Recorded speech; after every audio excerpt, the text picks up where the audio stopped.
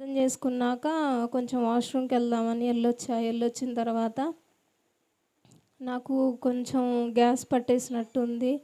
అప్పటికప్పుడే ఏమైందో లేదో సడన్గా నేను నీరసం అయిపోవడం, వాంతులు, విరోచనాలు, గ్యాస్ పట్టేయటం అట్లా జరిగింది.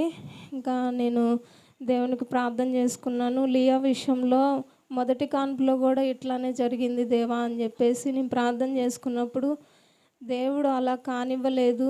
ఈ ఉదయకాల సమయంలో అన్నకి దైవ సేవకులకు ఫోన్ చేసి నేను ప్రార్థన చేయించుకున్నాను. అన్న ఇట్లా నీరసం అయిపోతున్నాను, నాకు ఏం తిన్నా వామిటింగ్లు అయిపోతున్నాయి, అసలు మంచినీళ్ళు తాగినా కూడా తిన్నది తిన్నట్టే వాంతులు కక్కేసుకుంటున్నాను, బాత్రూమ్కి వెళ్ళిపోతున్నాను అని చెప్పేసి నేను అన్నకు ఫోన్ చేసి ఉదయకాల సమయంలో ప్రార్థన చేయించుకున్నాను. దైవ సేవకులు ఎప్పుడైనా నైట్ అనక పగలనక అర్ధరాత్రి అనక నా గురించి వారు ప్రయాసపడి ప్రార్థన చేస్తూనే ఉన్నారు. ఈ రెండో కాన్పు విషయంలో కూడా దేవుడే కృప చూపించాడు.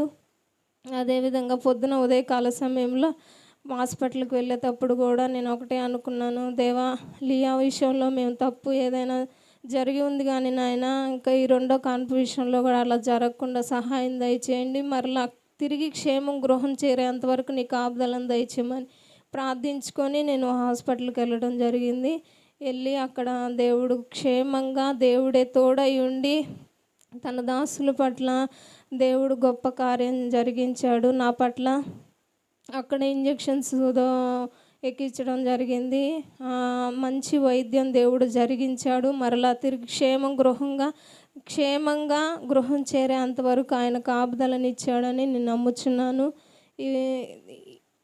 ఈ సాయంత్రకాల సమయంలో కూడా నేను ప్రేయర్లో కూర్చుంటానో లేదో అంత నీరసం అయిపోతున్నాను అని చెప్పేసి అనుకొని దేవునికి ప్రార్థించినప్పుడు దేవుడే నాకు మంచి ఆరోగ్యాన్ని అనుగ్రహించాడు. మరలా ఆయన్ని స్తుతించడానికి ఆయన సజీవుల లెక్కలో మరలా ఈ పరిశుద్ధుల గుంపులో నన్ను చేర్చి ఆయన స్తుతించుకునే గొప్ప భాగ్యాన్ని నాకు ఇచ్చినందుకు దేవునికి నేను ఎంతగానో కృతజ్ఞరాలనై రుణస్తురాలనై ఉన్నాను.